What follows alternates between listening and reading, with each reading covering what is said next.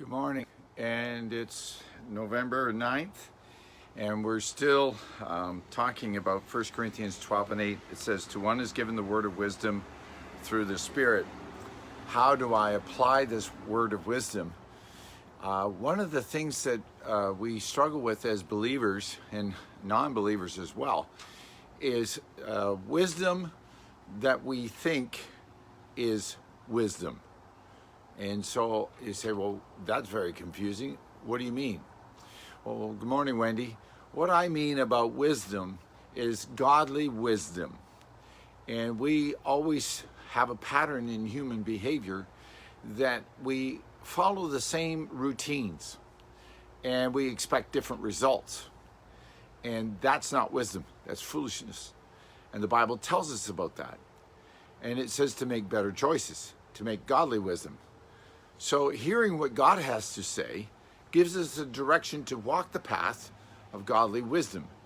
But when we try to do it ourselves, our own way, and solve our own problems our own way, we keep doing the same path.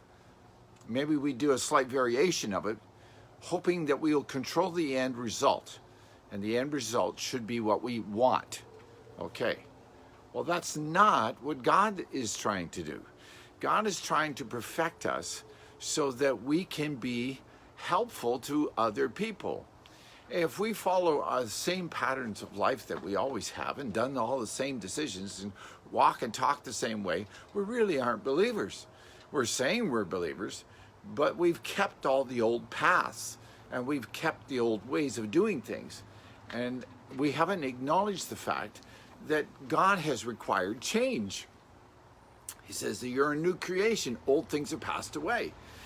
The difficulty with wisdom with believers is that we call it wisdom, but we do the old thing the old way. We have the old habit. We have the old way of speaking.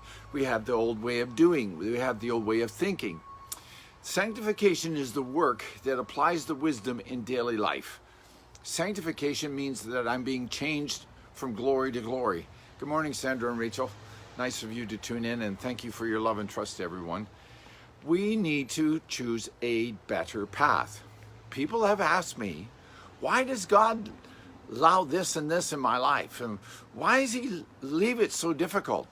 It is because we're frustrating ourselves trying to solve problems our own way. That's not wisdom. That's frustration. That's foolishness. Not thinking outside the box. Good morning, Kevin. Speaking of engineers, one of the things that I learned when I was working with General Motors of Canada, and it's good to see that the plant's going back into Oshawa. Thank you very much. There's a lot of people that really use that. Engineers are problem solvers, and you have to think outside the box. But engineers follow the laws of God, the principles of God that created creation. And we pay attention to those laws, and then we try to use those laws to solve the problem. And that's one of the things when I was problem solving at General Motors, what I found was if I asked God for the instructions on how to solve this, I could have that conversation with engineers in tooling and metallurgy and everything else, and we could actively solve problems one after another and increase productivity and reduce stress and reduce all these other problems because we were following God's laws. We weren't fighting God's laws. We were working with them. Paying attention, you find them, you see them, you put them into action. And so wisdom is when you pay attention and you see and then you do it with those. So good morning, Guy. Good morning, everyone that's tuning in. Good morning, Barb. Thank you. As we look at life's problems, don't look at it how you've always looked at it. Ask God for direction. It's that simple. You say, well, yeah, well, but it takes more than that. If he tells us what to do, and we know that his creative laws are there, then what we should do is follow those laws and walk within those principles, because guess what? It will go better for us.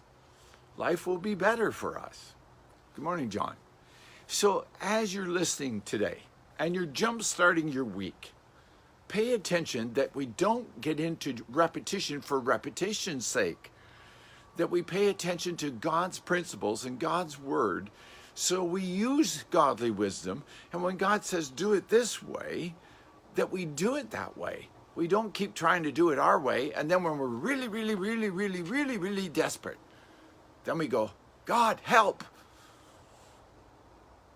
That doesn't work. That's not wisdom. That's foolishness. And to think that we repeat that process year after year, that'll do more than give you gray hair, make your hair fall out. And it'll give you a disease too. Anxiety, worry, fear. Ugh, yuck. So, make good choices. Jumpstart your week with creative possibilities. Look for the creative possibilities in your life that God has before you. Don't look for them in the usual spot. That's our mistake. We never look at the unusual spot.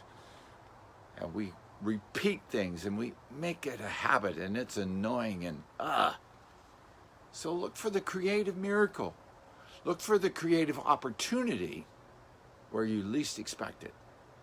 And then enjoy the experience of a new day, in a new week, in a new month, in a new year. And enjoy what God has, because it's all around us.